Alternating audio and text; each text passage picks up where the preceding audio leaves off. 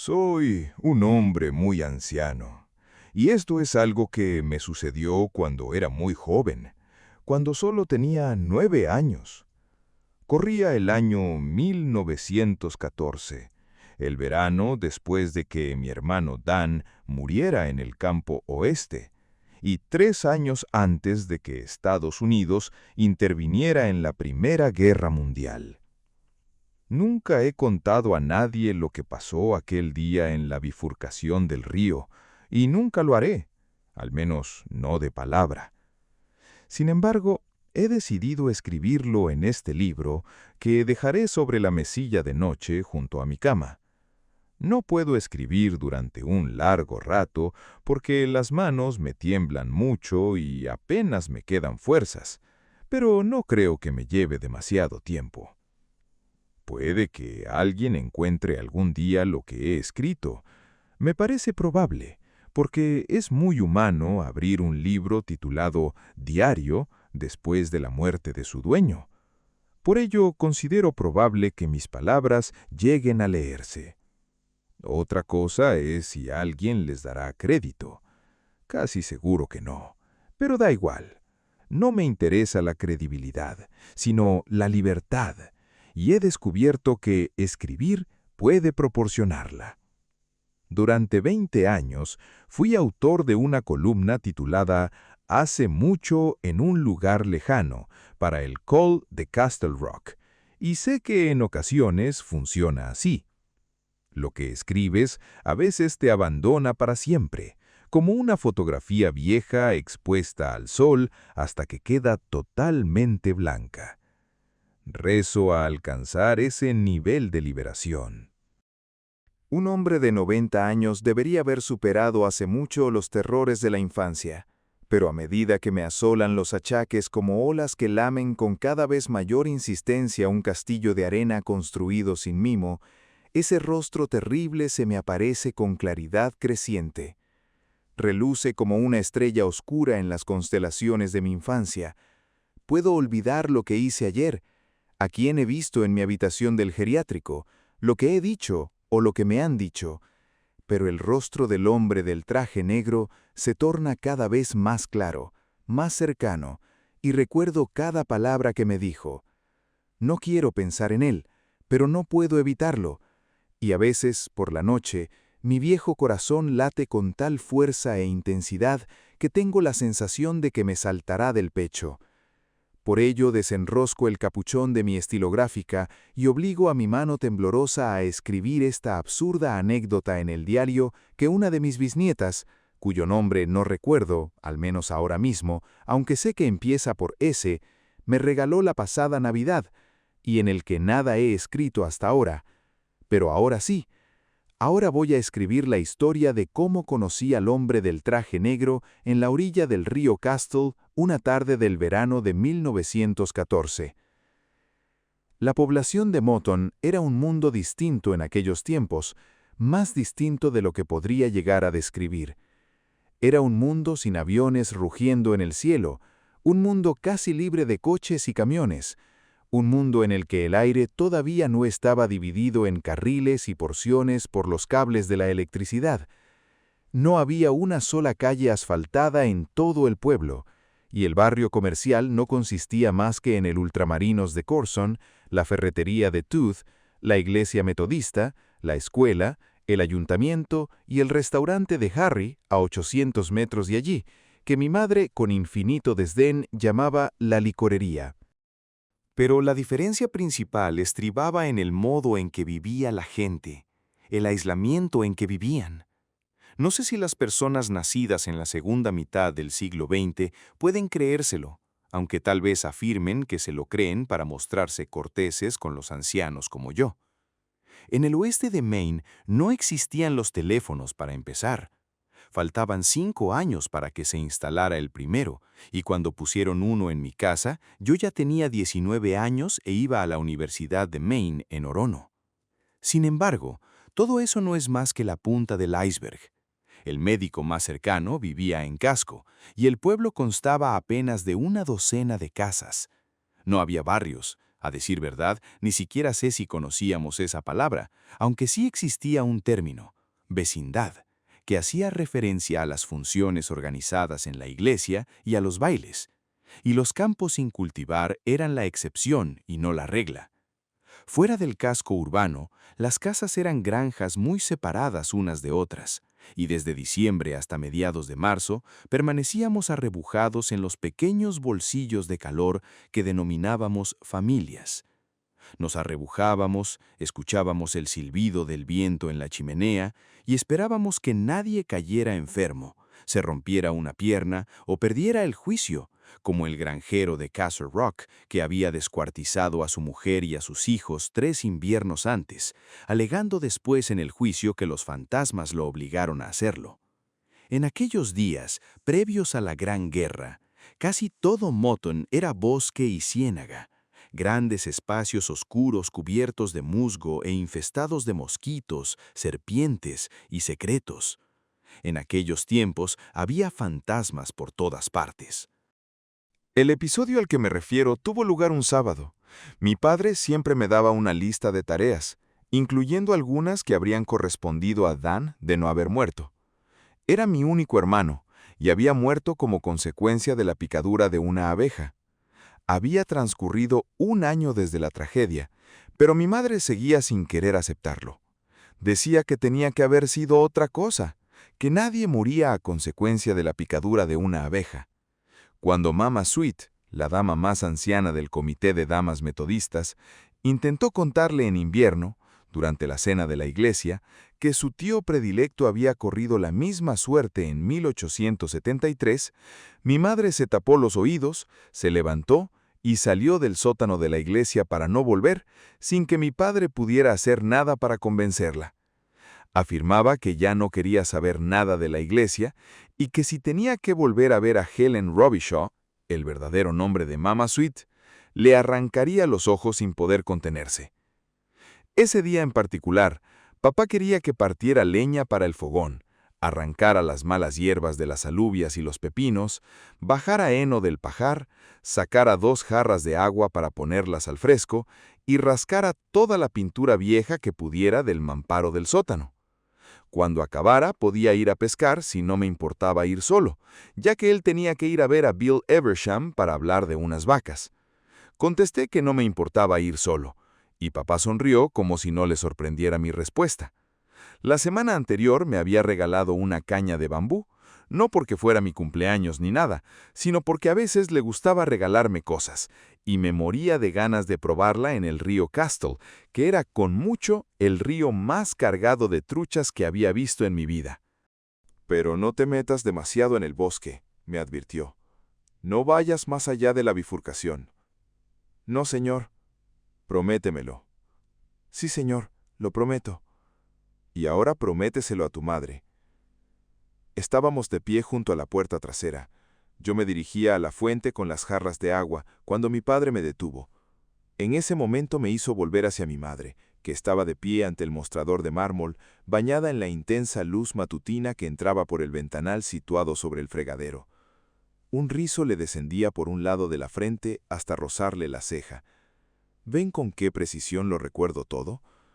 La brillante luz convertía el tirabuzón en filamentos de oro que me daban ganas de correr hacia ella y abrazarla. En ese instante la vi como mujer, como mi padre debía de verla. Llevaba una bata de casa con estampado de rositas, lo recuerdo, y estaba amasando el pan. Candy Bill, nuestro pequeño terrier escocés negro, esperaba muy atento a sus pies a que le cayera algún mendrugo. Mi madre me miraba. «Lo prometo», repetí. Esbozó una sonrisa, pero era la sonrisa preocupada que siempre esbozaba desde el día en que mi padre trajo a Dan en brazos del campo oeste. Mi padre llegó sollozante y con el pecho desnudo. Se había quitado la camisa para cubrir el rostro de Dan, que se había hinchado y puesto lívido. «Mi niño», gritaba, «mira lo que le ha pasado a mi niño, por el amor de Dios». Lo recuerdo como si fuera ayer. Fue la única vez que oí a mi padre tomar el nombre del Señor en vano. «¿Qué prometes, Gary?», me preguntó mi madre. «Prometo ir no más lejos de la bifurcación, señora». «No ir más lejos», me corrigió. No ir más lejos, repetí obediente. Me dirigió una mirada paciente, sin añadir nada más, mientras sus manos seguían trabajando la masa, que había adquirido un aspecto liso y sedoso. Prometo no ir más lejos de la bifurcación, señora. Gracias, Gary, dijo, e intenta recordar que la gramática hay que aplicarla siempre, no solo en la escuela. Sí, señora. Candy Bill me siguió mientras hacía mis tareas, se sentó entre mis pies cuando comí y me observó con la misma atención que le había dedicado a mi madre mientras amasaba el pan. Pero cuando cogí la caña de bambú nueva y la nasa vieja y astillada para ir a pescar, el perro se detuvo junto a un rollo viejo de tela metálica y me siguió con la mirada. Lo llamé, pero no acudió. Se limitó a soltar un par de ladridos, como si me dijera que volviera, pero nada más. Pues quédate, dije, procurando aparentar que no me importaba. Pero sí me importaba, al menos un poco. Candy Bill siempre me acompañaba a pescar. Mi madre se acercó a la puerta y me miró, con la mano izquierda sobre los ojos a modo de visera. Aún la veo en aquella postura, y es como ver una fotografía de alguien que más tarde fue desgraciado o murió de forma repentina. «¿Recuerda lo que te ha dicho tu padre, Gary?» «Sí, señora». Me saludó con la mano. Le devolví el saludo, le di la espalda y me alejé. El sol abrasador me azotó la nuca durante los primeros 400 metros, pero entonces llegué al bosque, donde la sombra protegía el sendero, donde el aire era fresco y olía a abeto, donde se oía el viento silbar entre los frondosos árboles. Caminaba con la caña al hombro, como hacían los chavalos por aquel entonces, sosteniendo la nasa en la otra mano como si de una maleta de viajante. Tras adentrarme unos 3 kilómetros en el bosque a lo largo de un camino que no era más que 2 surcos separados por una mediana de hierba, empecé a oír el murmullo apresurado y ansioso del río Castle. Pensé en las truchas de brillante lomo moteado y vientre blanco como la nieve, y el corazón me dio un salto de alegría. El río fluía bajo un puentecito de madera, y las orillas que descendían hasta el agua eran escarpadas y estaban cubiertas de maleza. Me abrí paso con cuidado, aferrándome a cuantos puntos de agarre encontraba y pisando con firmeza. Tuve la sensación de que abandonaba el verano para retroceder hasta mediados de primavera. Cuando llegué al agua, permanecí inmóvil unos instantes, aspirando el aroma musgoso y contemplando el revoloteo de las libélulas y el patinaje de las moscas de agua. Corriente abajo, vi que una trucha saltaba para atrapar una mariposa, un hermoso ejemplar de unos 35 centímetros, y recordé que no había ido allí para admirar el paisaje. Caminé a lo largo de la orilla, siguiendo la corriente, y arrojé el anzuelo por primera vez cuando aún veía el puente río arriba. Algo tiró de la caña un par de veces, y se comió parte de mi cebo, pero era demasiado astuto para mis jovencísimas manos, o tal vez no estaba lo bastante hambriento para bajar la guardia, de modo que seguí adelante. Me paré en 2 o 3 lugares antes de llegar a la bifurcación del río Castle. Una de las ramas fluía hacia el sudoeste, en dirección a Castle Rock, y la otra hacia el sudeste, en dirección a Cashwacomac. En una de ellas pesqué la trucha más grande de mi vida, una belleza de casi medio metro de longitud según la regla que siempre llevaba en la nasa. Era un ejemplar descomunal de trucha de arroyo, incluso para la época. Si hubiera aceptado aquella trucha como recompensa suficiente por un día de pesca y regresado a casa enseguida, ahora no estaría escribiendo este relato, que por cierto será más largo de lo que esperaba, ya lo veo ahora. Pero no lo hice, sino que me ocupé de la trucha tal como mi padre me había enseñado. La limpié, la coloqué sobre hierba seca en el fondo de la nasa, la cubrí con hierba húmeda y seguí adelante. A mis 9 años no consideraba que pescar una trucha de medio metro fuera nada del otro jueves, si bien recuerdo haberme asombrado de que el sedal no se rompiera, cuando sin red ni arte lo saqué del agua y lo blandí hacia mí en un vacilante arco. Al cabo de 10 minutos, llegué al lugar donde el río se dividía en aquellos tiempos, un sitio desaparecido hace mucho, pues ahora una urbanización de casas adosadas ocupa el lugar donde antaño fluía el Caso, además de una escuela primaria, y si queda algún río, fluye bajo tierra. en torno a una inmensa roca gris del tamaño de nuestra letrina. Ahí había un agradable espacio plano cubierto de hierba esponjosa y con vistas a lo que mi padre y yo llamábamos la rama sur. Me puse en cuclillas, arrojé el anzuelo y casi de inmediato pesqué una hermosa trucha arcoíris. No era tan grande como la otra, porque medía 30 y pocos centímetros, pero aún así era un bonito ejemplar. La tuve limpia antes de que las agallas dejaran de aletear, la guardé en la nasa y volví a tirar el anzuelo.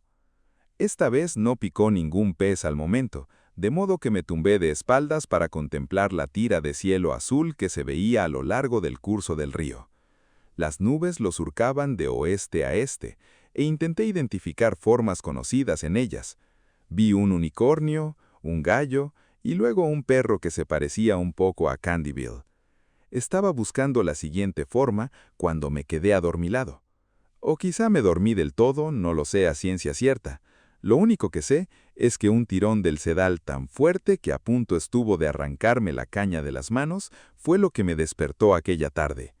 Me puse en pie, agarré la caña con fuerza y de pronto me di cuenta de que tenía algo posado en la punta de la nariz.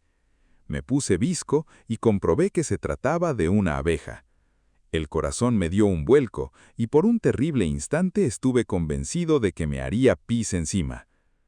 Otro tirón, esta vez más fuerte, pero si bien seguía aferrando la caña para que no cayera al río y fuera arrastrada por la corriente, creo que incluso tuve la presencia de ánimo suficiente para sujetar el sedal con el dedo medio, no intenté sacar el pez, pues estaba demasiado absorto en el rollizo bicho negro y amarillo que había tomado mi nariz por un área de servicio. Muy despacio, adelanté el labio inferior y soplé. La abeja se agitó un poco, pero no levantó el vuelo. Soplé de nuevo, y otra vez se agitó, pero esta vez con cierta impaciencia, y no osé volver a soplar por temor a que perdiera los estribos y me picara. Estaba demasiado cerca de mí para que pudiera ver lo que hacía, pero no costaba imaginársela metiéndome el aguijón por las narices e inyectándome su veneno fosa arriba hasta los ojos y el cerebro. De repente se me ocurrió la espeluznante idea de que era la misma abeja que había matado a mi hermano. Sabía que no era cierto, y no solo porque, con toda probabilidad, las abejas no vivían más de un año, a excepción quizá de las reinas, sobre las que ya no estaba tan seguro, sino también porque las abejas morían al picar, y eso lo sabía hasta yo, a pesar de tener solo 9 años. Sus aguijones eran dentados, y cuando intentaban levantar el vuelo después del ataque, se desmembraban. Aún así, no lograba desterrar la idea de mi mente. Aquella era una abeja especial, una abeja diabólica que había vuelto para acabar con el segundo hijo de Albion y Loretta. Y otra cosa, me habían picado abejas varias veces en mi vida, y si bien las picaduras se habían hinchado tal vez más de lo normal, aunque no puedo afirmarlo con seguridad, nunca había muerto como consecuencia de ellas. Ese era el destino de mi hermano, una trampa mortal que le fue tendida ya antes de nacer, una trampa a la que yo había escapado por algún motivo. Pero mientras visqueaba hasta que me dolieron los ojos en un intento de ver a la abeja, la lógica no formaba parte de mi pensamiento. Solo existía la abeja, nada más. La abeja que había matado a mi hermano de un modo tan espantoso que mi padre se había bajado los tirantes del peto para poderse quitar la camisa y cubrir el rostro tumefacto y deforme de Dan. Lo había hecho a pesar de la inmensidad de su dolor, para que su esposa no viera lo que le había sucedido a su primogénito. Y ahora la abeja había regresado para matarme a mí también. Me mataría. Moriría entre convulsiones a orillas del río, agitándome como se agitan las truchas cuando le sacas el anzuelo de la boca. Mientras estaba allí, sentado al borde del pánico, a punto de levantarme de un salto y salir corriendo a cualquier parte, oí un estallido a mi espalda. Fue tan potente y penetrante como un disparo, pero sabía que no se trataba de un disparo, sino de alguien dando una palmada. Una sola palmada. En el mismo instante, la abeja cayó de mi nariz y aterrizó en mi regazo. quedó tendida sobre mis pantalones con las patas tiesas hacia arriba y el aguijón, negro e inofensivo, sobre el marrón gastado y desvaído de la pana. Estaba muerta. Lo vi de inmediato. En aquel momento sentí otro tirón del sedal, el más fuerte, y a punto estuve de perder otra vez la caña. La agarré con ambas manos y tiré de ella con brusquedad, de un modo que habría hecho que mi padre se tirase de los pelos. Una trucha arcoíris más grande que la que ya había pescado surgió del agua en un tembloroso destello, salpicando finas gotas de agua con los filamentos de la cola. Parecía uno de esos peces idealizados que ponían en las revistas de aventura para hombres en los años 40 y 50. Sin embargo, en ese momento, lo que menos ocupaba mis pensamientos era pescar una pieza grande, y cuando el sedal se rompió y el pez cayó de nuevo al agua, apenas si me di cuenta. Me volví para ver quién había dado la palmada. Un hombre estaba de pie a mi espalda, en el margen del bosque. Su rostro era muy largo y pálido. Llevaba el cabello aplastado contra el cráneo y dividido con exquisita pulcritud en el lado izquierdo de su estrecha cabeza. Era muy alto, iba vestido de un traje negro de 3 piezas, y supe al instante que no era un ser humano, porque sus ojos eran del color naranja de las llamas del fogón. Y no me refiero a los iris, porque no tenía iris, ni pupilas, ni globos oculares. Sus ojos eran totalmente naranjas, de un naranja que iba cambiando de matiz y parpadeaba. Y realmente he llegado demasiado lejos para no decir toda la verdad, ¿no les parece? Ese hombre ardía por dentro, y sus ojos eran como las ventanillas de cristal que a veces tienen las puertas de los fogones. Mi vejiga cedió, y el marrón gastado sobre el que yacía la abeja muerta se tiñó de un matiz más oscuro. Apenas me di cuenta de que me orinaba encima. No lograba apartar la mirada del hombre parado en lo alto de la cuesta. El hombre que había surgido de entre 40 kilómetros de bosques sin senderos, ataviado con un elegante traje negro y estrechos zapatos de cuero reluciente. Veía la cadena de su reloj atravesada sobre el chaleco, reluciendo bajo el sol. No tenía ni una pizca de pinaza adherida a la ropa y me observaba con una sonrisa. «Vaya, pero si es un joven pescador», exclamó con voz suave y afable. «Mira por dónde. ¿Nos conocemos, pescador?» «Hola, señor», saludé. La voz que brotó de mis labios no temblaba, pero tampoco sonaba como mi voz, sino como la voz de una persona mayor, tal vez como la de Dan o incluso la de mi padre. Lo único que alcanzaba a pensar era que quizá me soltaría si fingía no ver lo que era, si fingía no ver que tenía llamas en lugar de ojos. «Me parece que te he ahorrado una picadura muy desagradable», comentó. Y entonces, para mi horror, bajó por la orilla hasta donde yo estaba sentado con una abeja muerta sobre el regazo mojado y una caña de bambú entre las manos entumecidas. Sus zapatos urbanos de suela lisa deberían haber resbalado sobre la hierba baja que cubría la pendiente escarpada, pero no fue así, ni tampoco dejaban huellas por lo que pude comprobar. En los lugares que sus pies tocaban, o parecían tocar, no quedaba una sola ramita rota, ninguna hoja aplastada, ninguna huella de zapato. Aún antes de que llegara a mi lado, identifiqué el olor que despedía su piel bajo el traje, el olor a cerillas quemadas, olor a azufre. El hombre del traje negro sin duda era el diablo. Había surgido del frondoso bosque que mediaba entre Mutton y Kashwakamak y ahora estaba junto a mí. Por el rabillo del ojo vi una mano tan pálida como las manos de los maniquíes en los escaparates, y de dedos larguísimos. Se puso en cuclillas a mi lado, y sus rodillas crujieron como las de cualquier hombre normal. Pero cuando movió las manos para dejarlas colgando entre ellas, vi que los dedos no acababan en uñas, sino en largas garras amarillas. «No has contestado a mi pregunta, pescador», insistió en el mismo tono suave. Se parecía, ahora que lo pienso, a la voz de esos locutores radiofónicos de los programas musicales de años venideros, esos que te vendían Geritol, Cerutan, Ovaltine y pastillas del Dr. Gravel. «¿Nos conocemos?» «No me haga daño, por favor», susurré en voz tan baja que apenas la oía yo mismo. Estaba más asustado de lo que puedo llegar a explicar aquí, más asustado de lo que quiero recordar, pero lo recuerdo. En ningún momento se me ocurrió esperar que fuera un sueño, aunque supongo que se me habría ocurrido de haber sido mayor. Pero no era mayor, solo tenía 9 años, y comprendí la verdad en cuanto se puso en cuclillas junto a mí. Sabía distinguir la velocidad del tocino, como decía mi padre. El hombre que surgió del bosque aquel sábado por la tarde era el diablo, y en el interior de las cuencas vacías de sus ojos, su cerebro ardía.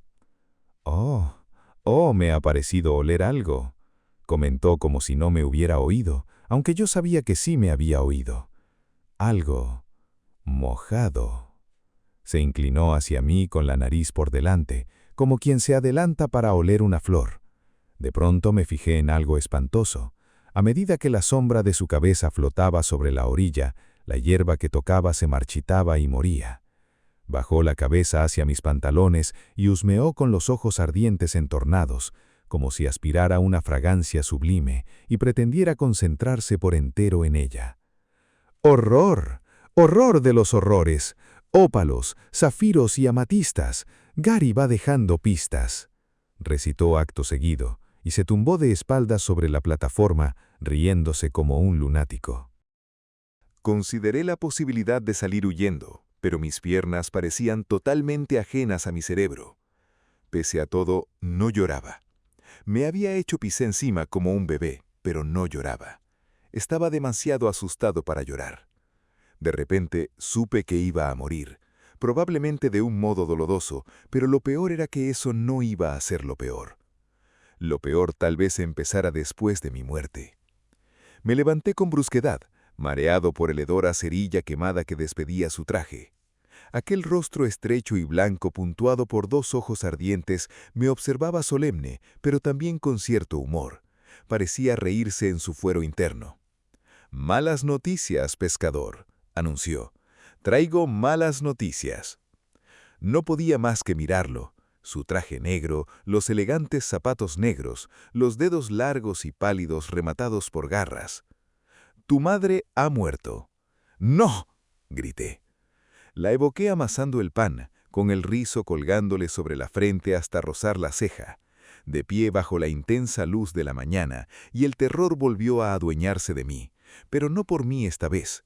Entonces recordé su aspecto antes de salir a pescar, de pie en la puerta de la cocina, con la mano protegiéndole los ojos, como una fotografía de alguien a quien esperas volver a ver, pero a quien no ves más. «¡Miente!», insistí. Esbozó una sonrisa, la clase de sonrisa triste y paciente de un hombre que ha recibido frecuentes acusaciones falsas. «Me temo que no», aseguró. «Le ha pasado lo mismo que a tu hermano, Gary. Una abeja». «No es cierto», persistí, y entonces sí rompí a llorar. «Es vieja, tiene 35 años, y si una picadura de abeja podía matarla como Adán, habría muerto hace mucho antes, y usted es un embustero de mierda». Había llamado al diablo embustero de mierda. En cierto modo era consciente de ello, pero la parte superficial de mi mente estaba bloqueada por la enormidad de lo que acababa de decirme. ¿Que mi madre había muerto? Era como si me hubiera dicho que había un nuevo mar donde antes estaban las rocosas. Sin embargo, lo creí. En cierto modo lo creí por completo. Como siempre creemos, en cierto modo, lo peor que nuestro corazón es capaz de imaginar. Comprendo tu dolor, pequeño pescador. Pero ese argumento hace aguas, si me permites que te lo diga.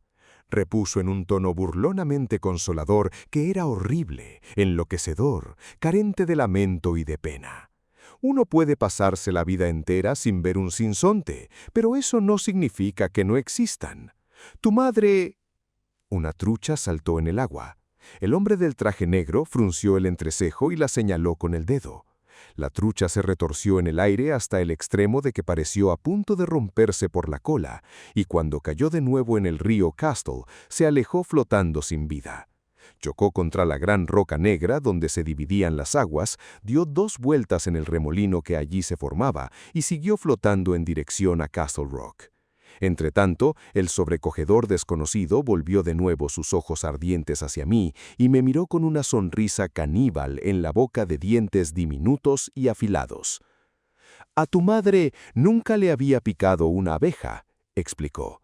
Pero de repente, hace menos de una hora, entró una volando por la ventana de la cocina mientras ella sacaba el pan del horno y lo dejaba sobre el mármol para que se enfriara. No pienso seguir escuchándolo, no pienso seguir escuchándolo, ni hablar. Levanté las manos y me tapé los oídos. El hombre frunció los labios como se dispusiera a silbar y sopló un poco de aire en mi rostro. No fue más que un leve aliento, pero hedía de un modo insoportable, a alcantarillas obstruidas, letrinas jamás limpiadas, pollos muertos después de una inundación. Dejé caer las manos. «Bien», dijo. «Necesitas escuchar esto, Gary. Necesitas escuchar esto, pequeño pescador. Fue tu madre la que transmitió esa debilidad fatal a tu hermano Dan. Tú tienes un poco, pero también tienes la protección de tu padre, que por alguna razón el pobre Dan no heredó». Volvió a fruncir los labios, pero esta vez para emitir un chasquido cruelmente cómico con la lengua, en lugar de para echarme su fétido aliento. Así que, si bien no me gusta hablar mal de los muertos, me parece un caso de justicia poética. ¿No estás de acuerdo? Al fin y al cabo, ella mató a tu hermano Dan, igual que si le hubiera pelado un tiro en la sien. «No», susurré, «no es cierto». «Te aseguro que sí. La abeja entró volando por la ventana y se le posó en la nuca. Ella le dio un manotazo sin darse cuenta de lo que hacía. Tú fuiste más listo, Gary? Y la abeja le picó. Enseguida notó cómo se le hinchaba la garganta. Eso es lo que les pasa a las personas alérgicas al veneno de abeja. Se les hincha la garganta y se asfixian. Por eso Dan tenía la cara tan hinchada y lívida. Por eso tu padre se la cubrió con la camisa. Me lo quedé mirando con fijeza, incapaz de articular palabra mientras las lágrimas me rodaban por las mejillas.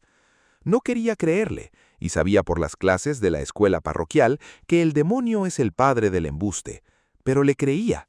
Estaba convencido de que había estado en nuestro patio, mirando por la ventana de la cocina cuando mi madre cayó de rodillas, aferrándose el cuello tumefacto, mientras Candy Bill daba saltos a su alrededor, emitiendo sus estridentes ladridos.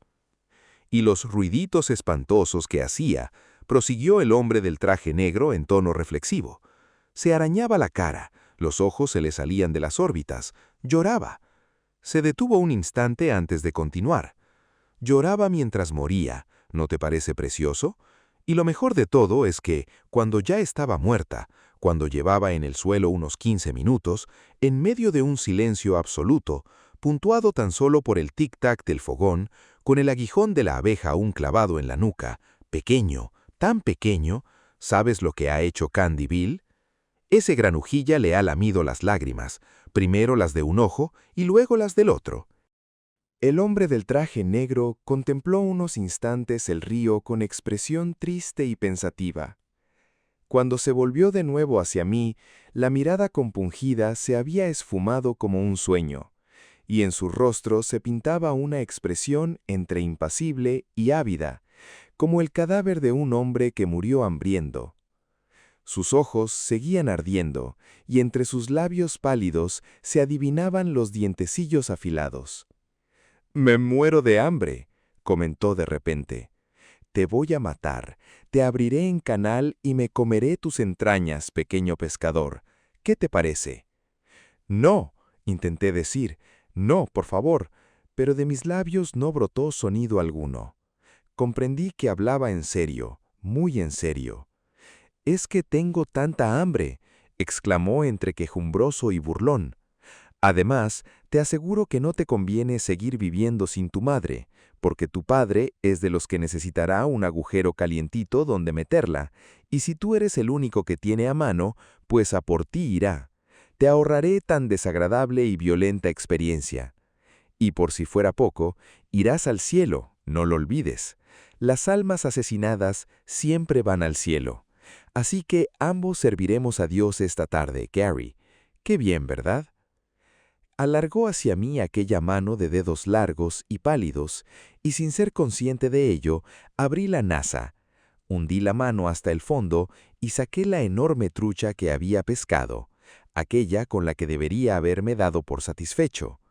Se la alargué sin ver lo que hacía, con los dedos dentro del corte rojo que había practicado para destripar el pez, al igual que el hombre del traje negro había amenazado con destriparme a mí.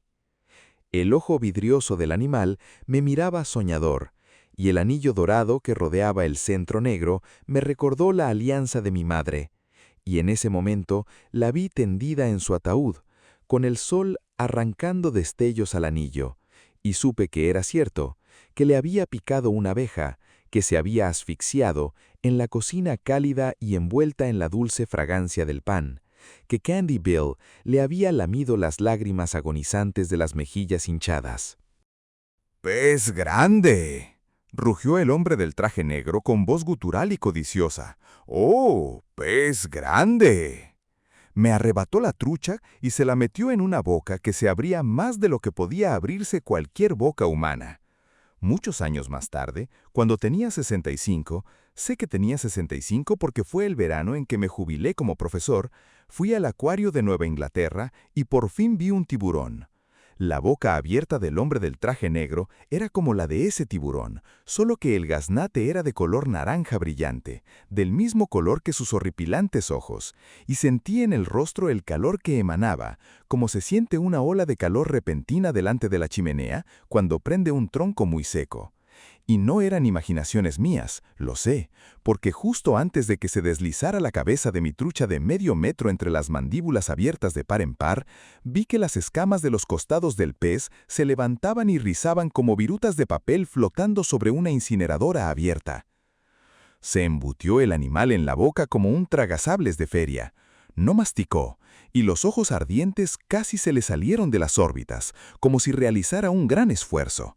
El pescado fue entrando y entrando, la garganta del hombre se hinchó cuando la pieza descendió por el gaznate y de sus ojos brotaron lágrimas, de sangre escarlata y espesa. Creo que fue la visión de aquellas lágrimas sangrientas lo que me devolvió el movimiento. No sé por qué, pero creo que así fue.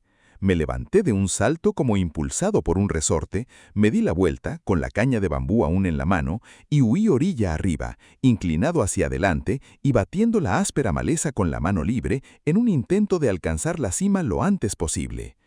El hombre del traje negro emitió una especie de rugido ahogado, típico de una persona que tiene la boca demasiado llena. Yo miré por encima del hombro al llegar arriba. Me estaba siguiendo, con los faldones de la chaqueta revoloteando a su alrededor y la cadena dorada del reloj centelleando al sol. La cola del pez aún le sobresalía de la boca y me llegaba el olor a pescado asado en el horno que era su garganta. Corría con las manos alargadas hacia mí, intentando aferrarme con las garras. Pero yo seguí corriendo a lo largo del río. Al cabo de unos 100 metros recobré la voz y empecé a gritar, de miedo, por supuesto, pero también de dolor por mi hermosa madre muerta. El hombre del traje negro me pisaba los talones, oía el chasquido de las ramas quebradas y el roce de los arbustos, pero no volví a mirar atrás. Agaché la cabeza, entorné los ojos para protegerme de los arbustos y las ramas bajas de los árboles que flanqueaban la orilla, y corrí como alma que lleva el diablo. A cada paso esperaba sentir sus manos sobre los hombros, dispuestas a estrecharme en un último abrazo ardiente. Pero no sucedió.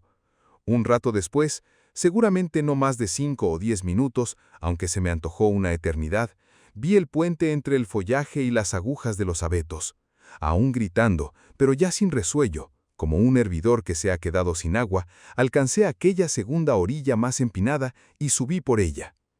A medio camino de la cima resbalé, caí de rodillas, me volví y vi que el hombre del traje negro me pisaba los talones con el rostro contraído en una mueca de furia y avidez. Tenía las mejillas salpicadas de lágrimas sangrientas y la boca de tiburón abierta como una puerta. «¡Pescador!», rugió al tiempo que subía tras de mí e intentaba aferrarme el pie con una de sus largas manos. Me zafé de él y le arrojé la caña de pescar.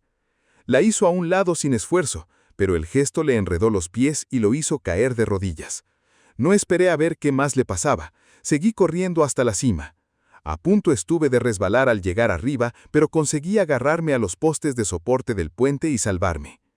«No puedes escapar, pescador», gritó el hombre a mi espalda en tono furioso y risueño a un tiempo. «Hace falta algo más que una trucha para saciarme». «Déjeme en paz», repliqué. Me aferré a la barandilla del puente y salté sobre ella en una torpe voltereta, llenándome las manos de astillas y propinándome tal golpe en la cabeza al aterrizar que vi las estrellas. Me tendí de bruces y empecé a caminar a gatas. Justo antes de llegar al final del puente, me levanté de un salto, di un traspié, me recuperé y eché a correr. Corrí como solo pueden correr los niños de 9 años, como el viento. Tenía la sensación de que mis pies solo tocaban el suelo cada 3 o 4 zancadas. Y quién sabe, tal vez fuera cierto. Corrí por el surco derecho del sendero hasta que las sienes empezaron a palpitarme y los ojos amenazaban con salírseme de las órbitas. Corrí hasta percibir un intenso pinchazo en el costado izquierdo desde la parte inferior de las costillas hasta la axila. Corrí hasta notar en la boca el sabor de la sangre y algo que recordaba a virutas de metal. Cuando ya no podía correr más, me detuve dando tumbos y miré atrás entre jadeos y resoplidos dignos de un caballo exhausto. Estaba convencido de que lo vería justo detrás de mí, tan peripuesto con su traje negro, la cadena del reloj centelleando sobre el chaleco y hasta el último cabello en su sitio. Pero no había rastro de él. El camino que llegaba hasta el río Castle, entre pinos y píceas grandes y oscuros, aparecía desierto. Sin embargo, percibía su presencia en algún lugar de ese bosque, observándome con sus ojos incendiados, oliendo a cerilla quemada y pescado asado. Me volví de nuevo y eché a andar tan deprisa como podía, cojeando un poco porque me había desgarrado los músculos de ambas piernas, y la mañana siguiente, cuando me levanté, me dolían tanto que apenas podía caminar. Pero en aquel momento no me fijé en esas cosas. Seguía mirando por encima del hombro para verificar una y otra vez que el camino seguía desierto. Y así lo vi cada vez que miré atrás, pero aquellos vistazos asustados parecían intensificar mi temor en lugar de mitigarlo. Los abetos parecían cada vez más oscuros, más inmensos, y no podía evitar imaginar lo que acechaba tras los árboles que flanqueaban el sendero.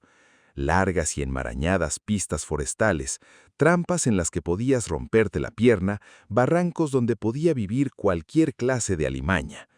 Hasta aquel sábado de 1914, había creído que los osos eran los habitantes más temibles del bosque. Pero ahora sabía que no era cierto. Tras recorrer 1,5 kilómetros, justo donde el sendero surgía del bosque y confluía con el camino de Geoghegan Flat, vi a mi padre caminando hacia mí mientras silbaba The Old Oaken Bucker. Llevaba su caña de pescar, la del carrete tan elegante que se había comprado en los grandes almacenes. En la otra mano llevaba la nasa, la del lazo que mi madre había pasado por el asa cuando Dan aún vivía. «Dedicado a Jesucristo», decía el lazo. Yo iba andando, pero al verlo eché de nuevo a correr, gritando «¡Papá! ¡Papá! ¡Papá!» a pleno pulmón, balanceándome de un lado a otro sobre mis pobres piernas agotadas, como un marinero borracho. La expresión sorprendida que se pintó en su rostro cuando me vio habría resultado cómica en otras circunstancias, pero no en aquellas. Dejó caer la caña y la nasa al camino sin prestarles ninguna atención, y corrió hacia mí. En mi vida lo había visto correr tan deprisa. Cuando nos encontramos, fue un milagro que el impacto no nos hiciera perder el conocimiento, aunque me golpeé el rostro con tal fuerza contra la hebilla de su cinturón que me sangró la nariz, algo que tampoco noté hasta más tarde. En aquel momento me limité a alargar los brazos y aferrarme a él con todas mis fuerzas. Me agarré a él y restregué la cara ardiente una y otra vez contra su vientre, cubriéndole la vieja camisa de trabajo de sangre, lágrimas y mocos. «¿Qué pasa, Gary? ¿Qué te ha pasado? ¿Estás bien?» «Mamá ha muerto», sollocé. «Me lo ha dicho un hombre en el bosque. Mamá está muerta. Le ha picado a una abeja y se ha hinchado toda como le pasó a Dan, y se ha muerto. Está en el suelo de la cocina y Candy Bill le ha lamido las lágrimas de la cara. «Cara», fue la última palabra que pronuncié, porque por entonces tenía el pecho tan agitado que ya no pude seguir hablando. Estaba llorando de nuevo, y el rostro perplejo y asustado de mi padre se había fragmentado en 3 imágenes superpuestas. Empecé a aullar, pero no como un niño pequeño que se ha abierto la rodilla, sino como un perro que ha visto algo espantoso a la luz de la luna, y mi padre volvió a apretarme la cara contra su vientre plano y duro. Pero yo me aparté un poco de él y miré de nuevo atrás. Quería cerciorarme de que el hombre del traje negro no me seguía. No vi ni rastro de él. El sendero que se adentraba serpenteante en el bosque estaba desierto. Me prometí a mí mismo que jamás volvería a recorrerlo, pasara lo que pasase, y supongo que la mayor bendición que Dios ha regalado a sus criaturas es el hecho de no poder adivinar el futuro, ya que seguramente habría perdido el juicio de haber sabido que volvería a recorrerlo apenas 2 horas más tarde.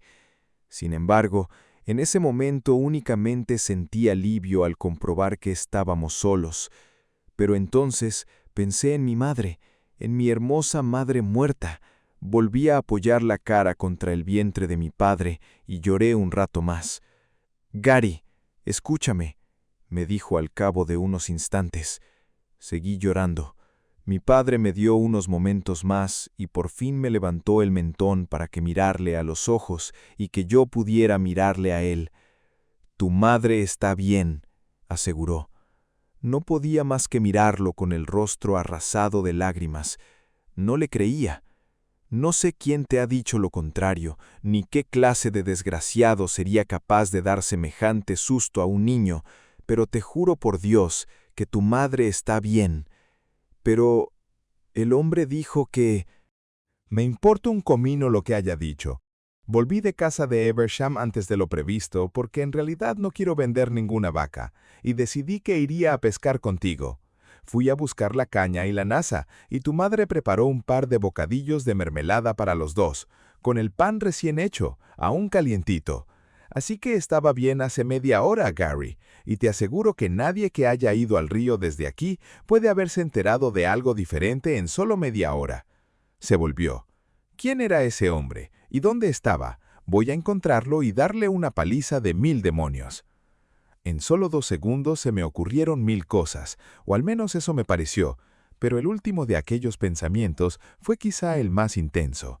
Si mi padre se topaba con el hombre del traje negro, no creía que fuera mi padre quien le diera una paliza a él, ni saliera con vida del encuentro. Aún recordaba aquellos dedos largos y pálidos, cada uno de ellos rematado con una garra. ¿Gary? No me acuerdo, mentí. ¿Te hallabas donde el río se bifurca? ¿En la roca grande? Nunca había sido capaz de mentir a mi padre cuando me hacía una pregunta directa, aunque me fuera la vida en ello.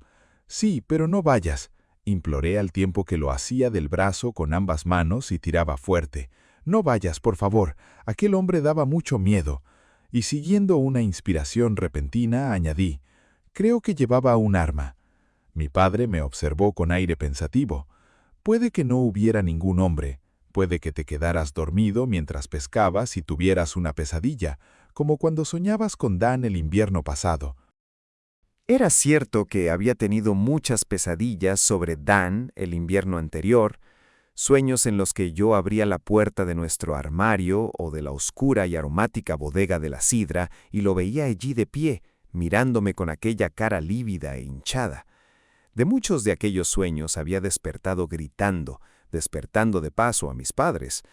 También era cierto que me había quedado dormido un rato en la orilla, al menos adormilado, pero no había soñado, y estaba convencido de que había despertado justo antes de que el hombre del traje negro matara a la abeja de una palmada, haciéndola caer de mi nariz a mi regazo. No había soñado con él como soñaba con Dan, estaba seguro de ello. Si bien el encuentro había adquirido cierta cualidad onírica en mi recuerdo, como imagino que sucede con todo episodio sobrenatural. Pero si mi padre creía que el hombre era fruto de mi imaginación, quizá mejor para él. Puede ser, admití. Bueno, deberíamos volver a buscar tu caña y tu nasa. Echó a caminar en aquella dirección y me vi obligado a tirarle frenéticamente del brazo para retenerlo y conseguir que se volviera de nuevo hacia mí. Más tarde, por favor, papá. Quiero ver a mamá. Quiero verla con mis propios ojos. Claro, lo comprendo, asintió tras meditarlo unos instantes. Primero iremos a casa y después volveremos al río a buscar tu caña y tu nasa. Así pues, emprendimos el regreso a la granja, mi padre con la caña al hombro, como cualquiera de mis amigos, yo llevando su nasa, ambos comiendo rebanadas de pan casero con mermelada de grosella negra. ¿Has pescado algo?, preguntó mi padre cuando ya divisábamos el granero. Sí, señor, una trucha arcoíris de buen tamaño. Y otra mucho más grande, pensé, aunque no lo dije en voz alta. La más grande que he visto en mi vida, para serte sincero, pero no puedo enseñártela porque no la tengo, papá. Se la di al hombre del traje negro para que no me comiera. Y funcionó, a duras penas. ¿Nada más? Después de pescarla me quedé dormido. No era una respuesta veraz, pero tampoco una mentira. Tuviste suerte de no perder la caña. Porque no la has perdido, ¿verdad, Gary? No, señor, repuse a regañadientes. Mentir sobre ese extremo no habría servido de nada, aun cuando se me hubiera ocurrido alguna salida brillante, porque, a juzgar por su expresión, mi padre estaba resuelto a volver al río para recoger la nasa cuando menos. Candy Bill salió disparado por la puerta trasera ladrando como un loco y agitando toda la parte posterior del cuerpo, como hacen los terriers escoceses cuando se alteran. No podía esperar más. La esperanza y la angustia se arremolinaban en la garganta como espuma. Me aparté de mi padre y corrí a la casa cargado con la nasa y convencido en lo más hondo de mi ser de que encontraría a mi madre muerta en el suelo de la cocina, con el rostro hinchado y violáceo como el de Dan, cuando mi padre lo trajo a casa desde el campo este, llorando y gritando el nombre de Dios. Pero estaba de pie ante el mostrador, igual de viva cuando me marché, tarareando una canción mientras desgranaba guisantes y los echaba en un cuenco. Se volvió hacia mí, primero sorprendida, y luego asustada al ver mis ojos abiertos como platos y mis mejillas muy pálidas. «¿Qué pasa, Gary? ¿Qué te ocurre?» No respondí, solo corrí hacia ella y la cubrí de besos. Al poco entró mi padre. «No te preocupes, Lou, está bien. Es que ha tenido una de sus mentiras en el río. Quiera Dios que sea la última», dijo mi madre mientras me abrazaba con fuerza, mientras Candy Bill bailoteaba entre nuestros pies, emitiendo sus estridentes ladridos. «No tienes que venir conmigo si no quieres, Gary», me dijo mi padre. Sin embargo, ya había dado a entender que consideraba que tenía que acompañarlo, volver al lugar para afrontar mis temores, como supongo que se dice hoy en día. Eso está muy bien en el caso de los miedos imaginarios, pero las 2 últimas horas no habían contribuido en absoluto a paliar mi convencimiento de que el hombre del traje negro era real. Pero no podría persuadir a mi padre de eso. No creo que ningún niño de 9 años fuera capaz de convencer a su padre de que había visto al diablo salir del bosque enfundado en un traje negro. «Te acompañaré», dije. Había salido de la casa para ir con él, haciendo acopio de valor para ponerme en marcha, y ahora estábamos de pie junto al tajo del patio, cerca del montón de leña. «¿Qué llevas a la espalda?», se lo enseñé. Estaba dispuesto a acompañarlo al río, y esperaba que el hombre del traje negro, con el cabello dividido en la parte izquierda de la cabeza con exquisita pulcritud, hubiera desaparecido. Pero por si acaso no era así, quería estar preparado, lo mejor preparado posible en cualquier caso. En la mano que había sacado de detrás de la espalda llevaba la Biblia familiar. En un principio tenía intención de llevarme solo mi Nuevo Testamento, que había ganado por aprenderme de memoria el mayor número de salmos en el concurso de jóvenes cristianos del jueves por la noche. Había conseguido aprenderme 8, si bien casi todos ellos, a excepción del 23, se me habían borrado de la memoria en cuestión de una semana. El pequeño testamento rojo no me había parecido suficiente, teniendo en cuenta que quizá me vería en presencia del mismísimo diablo, por mucho que las palabras de Jesucristo estuvieran resaltadas en tinta roja. Mi padre echó un vistazo a la vieja Biblia, repleta de documentos y fotografías familiares, y por un momento creí que me ordenaría dejarla en su sitio, pero no fue así. Una expresión entre afligida y compasiva cruzó su rostro, y al fin asintió. «De acuerdo. ¿Sabe tu madre que te la has llevado?» «No, señor». Asintió de nuevo. «Entonces esperemos que no se dé cuenta antes de que volvamos. Vamos, y que no se te caiga». Al cabo de una media hora estábamos en la orilla del río, contemplando el lugar donde el castle se bifurcaba y la plataforma natural donde había tenido lugar mi encuentro con el hombre de los ojos anaranjados. En la mano llevaba la caña de bambú, que había recogido bajo el puente, y la nasa estaba en la plataforma con la tapa de mimbre abierta. Permanecimos allí durante largo rato, y ninguno de los dos dijo nada. Ópalos, zafiros y amatistas. Gary va dejando pistas. Ese era el desagradable versito que había recitado el hombre antes de tumbarse de espaldas y echarse a reír como un niño que acaba de descubrir que tiene suficiente valor para decir palabrotas como mierda y culo. La plataforma era verde y frondosa como todos los lugares que el sol de Maine alcanza a principios de julio, salvo en el lugar donde se había tumbado el desconocido. Allí había una zona muerta y amarilla en forma de hombre. Bajé la mirada y vi que sostenía nuestra vieja y abollada Biblia familiar ante mí, presionando la cubierta con los pulgares hasta el punto de que se me habían puesto blancos. Era el modo en que el marido de Mama Sweet, Norville, sostenía su varilla de saurí cuando intentaba localizar un pozo de agua. «Quédate aquí», ordenó mi padre. Acto seguido derrapó pendiente abajo, hundiendo los zapatos en la tierra blanda con los brazos extendidos para mantener el equilibrio. Yo me quedé donde estaba, sosteniendo la Biblia muy tenso, cual varilla de saurí, y con el corazón desbocado. No sé si tenía la sensación de que me observaban. Estaba demasiado asustado para tener sensación alguna, salvo la de querer alejarme mucho de aquella orilla y de aquel bosque. Mi padre se agachó, husmeó la hierba muerta e hizo una mueca.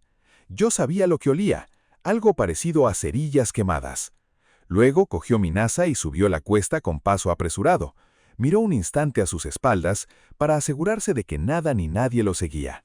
Y así era. Cuando me alargó la nasa, la tapa seguía colgando hacia atrás de sus ingeniosas bisagras de madera. Escudriñé el interior y vi que solo contenía 2 puñados de hierba. ¿No decías que habías pescado una trucha arcoíris?, preguntó mi padre. Aunque puede que eso también lo soñaras, añadió en un tono que me dolió. No, señor, pesqué una. Bueno, pues está claro que no ha saltado de la nasa, al menos si estaba destripada y limpia. Y supongo que no habrás puesto una trucha en la nasa sin destriparla y limpiarla, ¿verdad, Gary? Sabes que eso no se hace. Sí, señor, lo sé. Pero, o sea que si no lo soñaste y estaba muerta en la nasa, algo debe habérsela comido, sentenció mi padre. En ese momento, volvió a mirar atrás con los ojos muy abiertos, como si hubiera oído algún movimiento en el bosque. No me extrañó demasiado ver su frente perlada de sudor. «Salgamos de aquí». Yo no tenía nada que objetar, de modo que regresamos a lo largo de la orilla hasta el puente, caminando a buen paso y en silencio. Al llegar allí, mi padre hincó una rodilla en el suelo y examinó el lugar donde habíamos encontrado mi caña. También allí había una zona de hierba muerta y el zapatico de dama estaba amarronado y rizado, como quemado por una ráfaga de calor abrasador. Mientras mi padre echaba un vistazo, yo inspeccioné el interior de mi nasa vacía. «Debe haber vuelto para comerse también el otro pez», comenté. Mi padre alzó la mirada hacia mí. ¿El otro pez? Sí, señor. No te lo había dicho, pero también pesqué una trucha de arroyo enorme. Ese tipo estaba hambriento. Quería decir más, las palabras se me agolpaban en la boca, pero al final decidí callar. Nos encaramamos al puente y nos ayudamos mutuamente a salvar la barandilla. Mi padre cogió la nasa, miró en su interior, se acercó a la barandilla y la arrojó a la corriente. Llegué a tiempo para verla caer en el agua con un chapoteo y alejarse flotando como una barca río abajo mientras el agua se colaba por los intersticios del mimbre. «Olía mal», explicó mi padre, pero al decir aquello no me miró y su voz sonaba a la defensiva. «Sí, señor. Le diremos a tu madre que no la hemos encontrado, si es que pregunta, y si no pregunta no le diremos nada». «No, señor, no le diremos nada». Mi madre no preguntó, nosotros no le dijimos nada, y ahí quedó la cosa.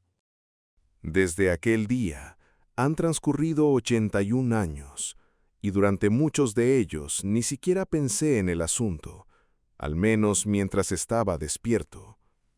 Como todo el mundo, no respondo de mis sueños. Sin embargo, ahora soy viejo y al parecer sueño despierto. Los achaques se apoderan de mí como olas dispuestas a derribar un castillo de arena abandonado. Y lo mismo sucede con los recuerdos, lo que me recuerda un viejo poema que decía algo así como: «Aunque no los llames, vuelven a ti, meneando el rabo tras de sí». Recuerdo lo que comía, los juegos a los que jugaba, las chicas a las que besaba en el guardarropia de la escuela cuando jugábamos a prendas, los chicos con los que salía, la primera copa que me tomé, el primer cigarrillo que me fumé, fue caldo de gallina, detrás de la porquera de Dickie Hammer, y me hizo vomitar. Pero de entre todos esos recuerdos, el del hombre del traje negro es el más intenso y brilla con luz propia y espectral. Era real, era el diablo, y aquel día yo era su misión o su suerte. Cada vez estoy más convencido de que escapar de él fue cuestión de suerte, mera suerte, no de la intercesión del Dios al que he venerado y al que he cantado himnos durante toda la vida. Aquí tumbado en mi habitación del geriátrico, atrapado en el destrozado castillo de arena que es mi cuerpo, me digo a mí mismo que no debo temer al diablo, que he llevado una buena vida, una vida tranquila, y que no debo temer al diablo. En ocasiones me recuerdo que fui yo, no mi padre, quien persuadió a mi madre para que volviera a la iglesia aquel mismo verano. Pero en la oscuridad, esos pensamientos no proporcionan alivio ni consuelo. En la oscuridad, oigo una voz que me susurra que el niño de 9 años que yo era entonces tampoco había hecho nada por lo que temer al diablo, y que aún así, el diablo se le apareció. Y a veces en la oscuridad, oigo esa misma voz hablando en tono aún más grave, inhumano. «Pez grande», susurra con avidez, y todas las verdades del mundo moral se desmoronan ante su hambre. «Pez grande». Vi al diablo una vez, hace mucho, pero ¿y si regresara ahora? Soy demasiado anciano para correr, ni siquiera puedo ir al baño con mi andador. No tengo ninguna rolliza trucha de arroyo con que aplacarlo, aunque solo sea por unos instantes. Soy viejo y mi nasa está vacía. ¿Y si vuelve y me encuentra en este estado? ¿Y si todavía tiene hambre? Gracias por escuchar El hombre del traje negro de Stephen King. Si este audiolibro fue de tu agrado, no te olvides de presionar el botón de like en el video y suscríbete al Club del Vocablo para escuchar más literatura universal. Haz clic en el recuadro para ir al siguiente audiolibro.